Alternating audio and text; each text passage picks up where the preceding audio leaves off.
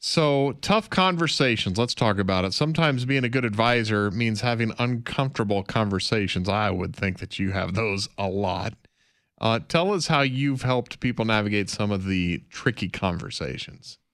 Well, one of them's, how does the death of the first spouse affect the financial That plan? kind of conversation. That's what I'm talking about. That's tough. I mean, usually when people are talking about death between themselves, they say, well, if I die, I'm like, there's no if, it's when. Yeah. God, that's morbid, dude. Isn't it? I know. This is supposed to be an uplifting true. show, but Yeah. the reality is we got two definites, right? Death and taxes. And so we have to talk about that because it happens. We have clients that pass away unexpectedly. They're not sick. They're not, they weren't sick with cancer for 5 years. We just had one that nobody knew there was anything wrong with her. And the kids call us and be like, yeah, mom just died. Like, what? She was just here Tuesday. Yeah. Are you sure? That's tough. Like, what? Yeah, she just, and so we're having the conversation with the spouse saying, well, what would you do? You don't come to the investment meetings. This is the first one you've come in the last year because you don't like talking about this stuff, but you don't know the difference between an IRA, a Roth, your trust account, the estate plan that we've done. You kind of were just here to sign and, they're not involved and you need to be involved because these are important decisions that you have to make. And what does it mean? Okay, so the person that you're relying on the income has a single pension or the higher Social Security, and they chose the 50% survivor, and your income drops by $3,000 a month. You're gonna be okay with $3,000 a month? No, we're gonna have to pull on assets. Okay, well now we got to pull it out of your IRA, which is now earlier than we planned, and I don't know if the plan is successful. So what are we gonna do about that, right? And it's having those conversations because people in their 60s, 70s, and 80s, their friends or acquaintances are passing away. Yeah. And they're going to funerals. Yeah. In fact, our old CPA, he passed away last year, the year before.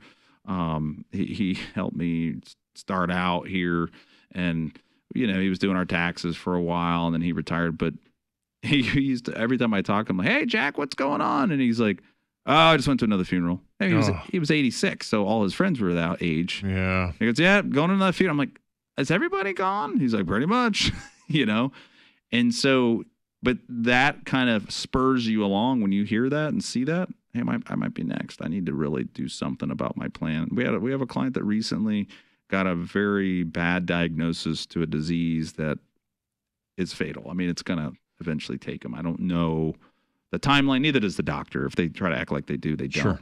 But it's progressing pretty fast. And all of a sudden, the stuff that we've been he's been with us for 3 years. And we were like, hey, we need to get your will updated, your trust. You didn't have anything. I think they did it 35 years ago when the kids were little. Well, you got to. They don't even know where it is. So it's not valid. You got to sew it up for your loved ones, man. Right. And he does love his kids and grandkids. It's not that they don't love them. They just we all have the mindset that's a procrastination. Like, I'm going to exercise next week, right? I'm going to eat better next week.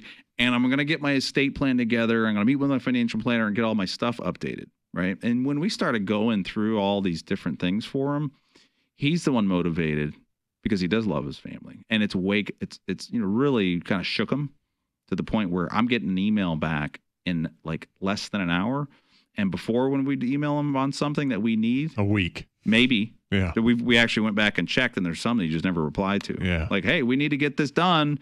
And it's no reply because it's not urgent. Right. Because you're not going to die. But now he's got the doctor saying, yeah, it's going to be terminal. We don't know how long. You might live 3 years. You might live. Coming to grips with your own mortality must be 3 months, but it's real, And so I think that when somebody passes away, usually the next spouse, man, they are the best clients in the world. Oh, I bet. I mean, because they're on spot. They want to get this done. When can I get in? I want to get in as soon as possible to get my stuff cleaned up because, we put this off for so long, Brian. I want to get my estate plan updated, make sure all my beneficiaries are correct, whatever I need to do, let's check that list, I would think other difficult conversations is like leading up to that point, like nursing home care and, how long do we need to keep working? I'll bet those are some toughies too. Oh, yeah. Nursing home. Like I need to go, their parents are in nursing homes, a lot of them, or the family member, an aunt or an uncle, and they're dealing with the cost of this. And we've got one client that's the power of attorney for his aunt and uncle in a nursing home, and he's like, Brian, I need to do something. I'm like, why? He goes, do you see the checks I'm writing? Let me show you the checkbook. I'm writing the checks for my aunt and uncle that are in a nursing home. It's $10,000 a month. And I'm like, where are they at? Good grief. Is this, are they at the Ritz-Carlton nursing home? What is this place? Are they giving them, steak and filet mignon every day or what? And they're like, no, it's just the one over here across town. And I need to do something. I'm scared for my wife because we're going to have to start taking from our IRA, and I can't take $10,000. I got to take $14,000 at our tax rate because we're in a high tax bracket. All right. To pay for and we're not planning to take that. We plan not to take that stuff for a long time.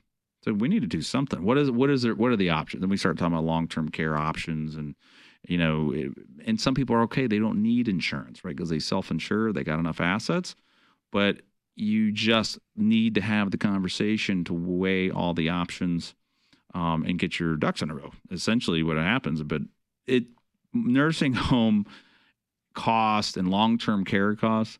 Honestly, it's usually the people that have had a family member go through it. Mm-hmm. It's really hard to convince someone that they need to really do a true nursing home care type plan or long-term care plan of some kind if they haven't done that, because they're like, oh, it's not going to happen to me.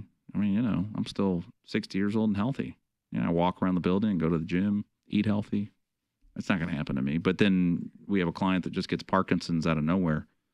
And they start declining, and then it's like, oh, I really need to do something. Well, it's a little late. Yeah. We've been trying to tell you. Yeah. Yeah. Well, and I would think that the other very difficult conversation is how do we separate from an advisor who we like as a person, but we now realize isn't a good fit for us or maybe never was. That's a whole different conversation. Let me tell you where you get started, though. You can call the Integrity Financial Planning team right now, 866-2PLAN-4, 866-TO-PLAN and the number 4, or you can find them online at retirementplannow.com. That's retirementplannow.com.